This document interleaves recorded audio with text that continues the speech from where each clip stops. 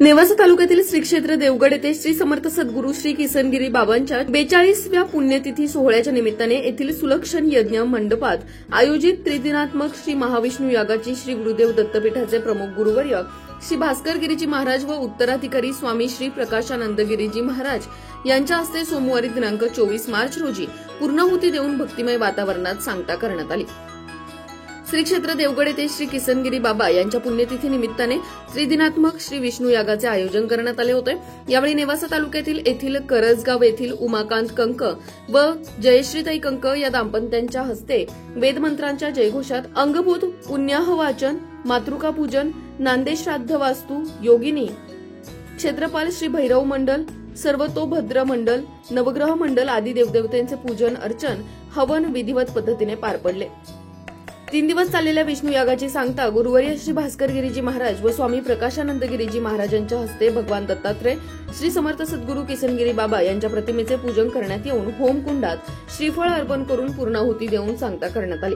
3 दिवस चाललेल्या विष्णू याग पूजेचे पौराहित्य प्रवरा संगम येथील आचार्य शरदगुरु काटकर, भेंडे येथील आचार्य वेदशास्त्र संपन्न गणेशदेवा कुलकर्णी, हेमंत गुरु कुलकर्णी, स्वप्नील गुरु पिंपळकर, केदार गुरुजी, भूषण गुरु या ब्रह्मवृंद मंडळींनी केले।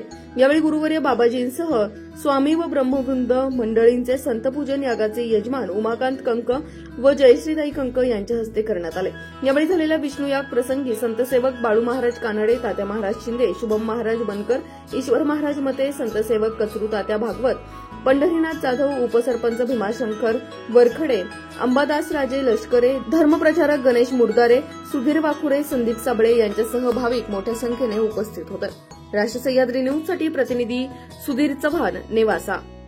प्रत्येकाचे कर्म भिन्न आहे, त्यामध्ये गुन्हा आहे, यज्ञ कर्मच आहे। यज्ञकांडामध्ये जे आपल्याला कर्म सांगितलेलं आहे ते आपल्या जीवनातल्या गाठी सुटण्याकरता, आंतरिक समाधान प्राप्त होण्याकरता या यज्ञामध्ये आपण जे आहुती टाकतो आणि जे आपण त्याच्यामध्ये समिधा टाकतो त्याच्यामध्ये मागे थोडं शास्त्र आहे। कुठल्याही झाडाच्या फांद्या चालत नाही, त्याला समिधा म्हणतात। याच्यामुळं वैज्ञानिक सुद्धा विचार जर केला तर हा सर्व अतिशय विचाराचा भाग आहे। त्याच्यामुळे आपलं संतुलन योग्य राहते। त्याचप्रमाणे पाऊस पडण्याकरता आणि समाजाला सुख देण्याकरता पूर्वी त्रेतायुगामध्ये यज्ञाला जास्ती महत्व, आपल्याला कल्पना आहे, रामकथा आपण नेहमी ऐकतो। राजा दशरथाला